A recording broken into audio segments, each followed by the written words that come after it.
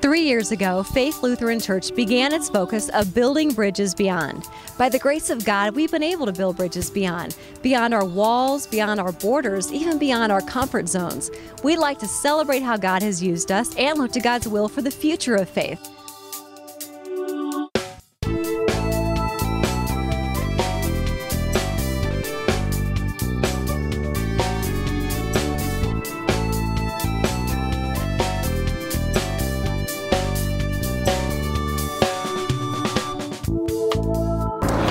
I am standing here in Illinois. As you looking back at me is JB Bridge, and obviously it's a reminder to us at Faith that we as a church and congregation and community are surrounded by bridges, right? We think of it, there's two rivers that have two bridges, but also two highways that have bridges that go across those highways. And as we have thought about that image, we realize that God wants us to go beyond the bridges, that He wants us to build even greater, more effective bridges, bridges of hope, bridges of the good news of Jesus Christ, that people might hear it, receive it, and lives be changed. And lives are being changed. We'd like to share with you just a few stories of some people to whom we've been able to extend the bridge of Christ to over the past few years.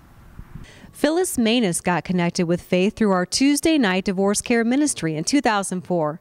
Shortly after her divorce, she was dealt another blow when she was diagnosed with cancer. Phyllis has been sustained through the community she found at Faith through small groups. I had been married 23 years and participant in the Catholic Church the whole time because my husband was Catholic. And my husband had suddenly, the day after my daughter's wedding, just walked out on me. I collapsed one day at work and they took me to the hospital and they did some tests, and it turned out that there's a tumor, a cancerous tumor in the colon.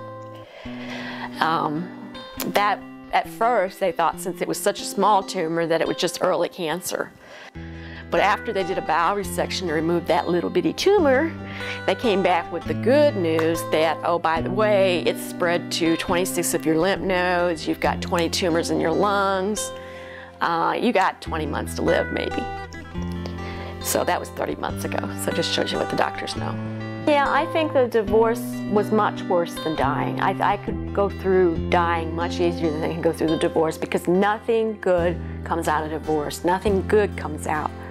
Now, as far as dying, I've got heaven to look forward to. I've either got a wonderful life here, even with all its problems, it's wonderful, but I've got heaven to look forward to. You know, God's got a reason for why He's helped me over this long, because I'm way past my due date for heaven.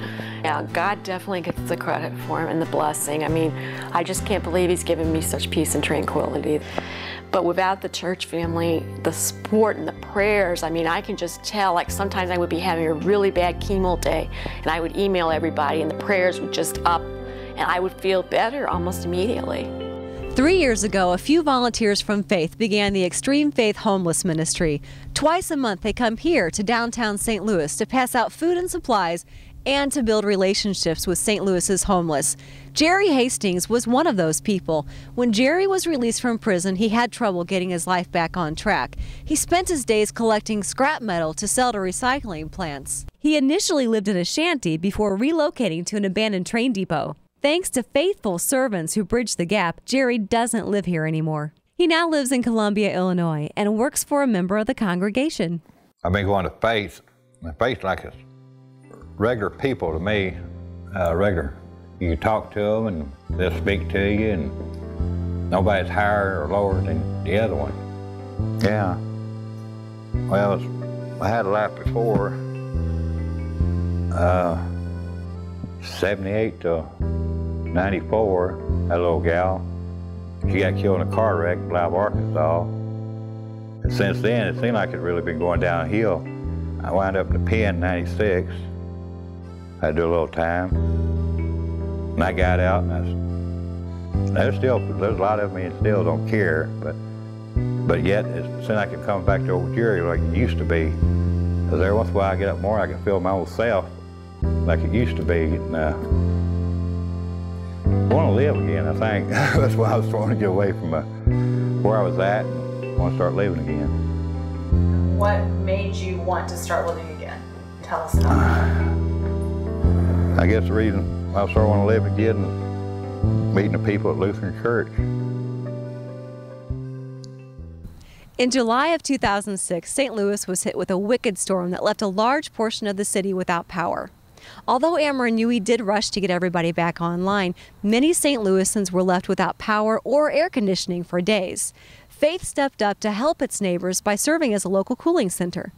During the chaos, about 120 people arrived at Faith looking for nothing more than a comfortable place to stay.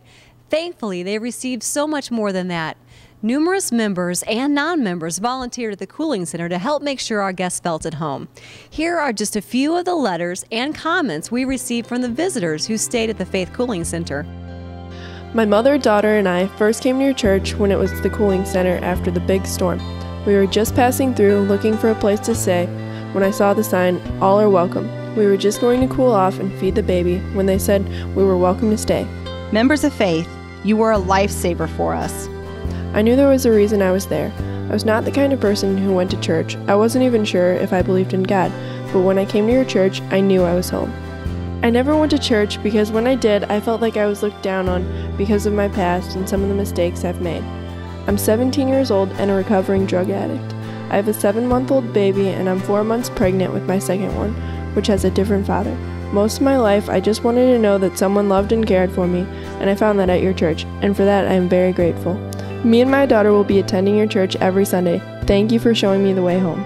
I will be forever grateful to your church and your congregation for the kindness and compassion they showed me in my time of need. In my 77 years, I've never seen so much love or caring for their fellow man.